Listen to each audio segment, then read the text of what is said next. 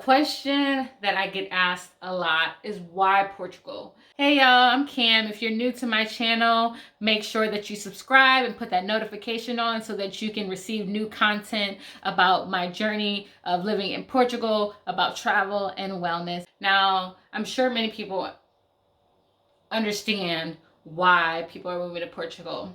Lisbon in particular has become such a hot spot for digital nomads, for those who are retiring, those who are looking to study, whatever the case may be. I used to get asked a lot, why Portugal? I was moving from Thailand back to the US, and I was trying to find a place that was all encompassing of the things that I needed in a home base. I was looking for a place where I'd have stability, a place that's diverse and has people that look like me, a place that was relatively easy to get a visa, and a place where I can get dual citizenship, and a place that I could really call home. No one knows that I'm not from here until I open my mouth. It's not my mannerisms or the way that I dress or anything, but when I open my mouth, people know that I'm not from here, and I'm okay with that. So speaking of the visa process being relatively easy, when I applied back in 2020/2021, make sure to watch my story about how I got denied a visa, but then ultimately got my residency in Portugal. It was relatively easy. I just needed to show that I had consistent income coming in, as well as means to live in Portugal, a tax ID number, a bank account, insurance, and other things to show that I was really invested in being in Portugal. And for me, that's easy peasy because obviously I would need those things while living in Portugal.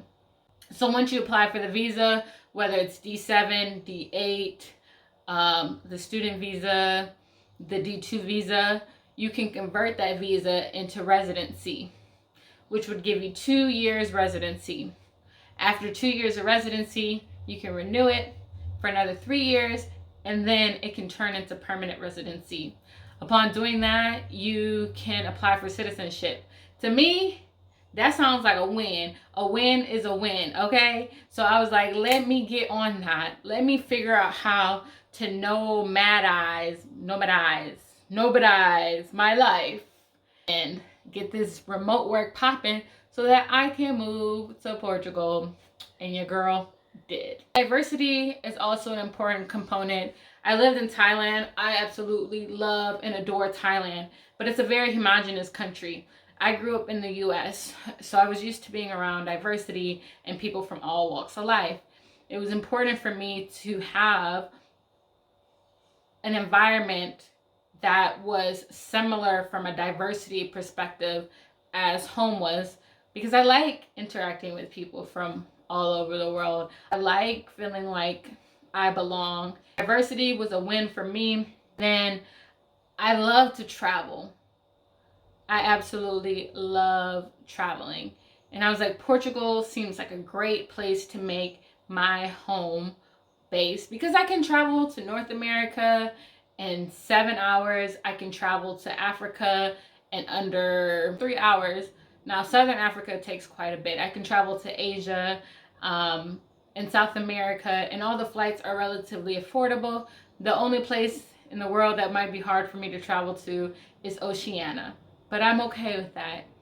And so ultimately, the biggest reasons that I chose Portugal was so that I can get dual citizenship, so I can be around diversity and find a home base. Also, I would add that I would have a level of ease. Now, being in Portugal isn't easy, actually, but I have a level of ease as far as my day-to-day life and walking down the street. I don't have to worry about being bothered, being harassed. It's a very safe place. So these are the reasons why I chose Portugal. What was really important to me is having community as well. Lisbon in particular is such an easy place to make friends, and I was like, it has everything that I want. Granted, there are some pros and cons to being in Portugal, which I will address in a video later to explain some of the not so glamorous stuff about Portugal that needs to be talked about. Because I think if you are going to move your life to another country, you should know some of the pros and cons, especially if you're someone like me who is not retired and is working remotely as a freelancer. There are definitely some pros and cons that you would want to know to help you make a more informed decision on moving to Portugal.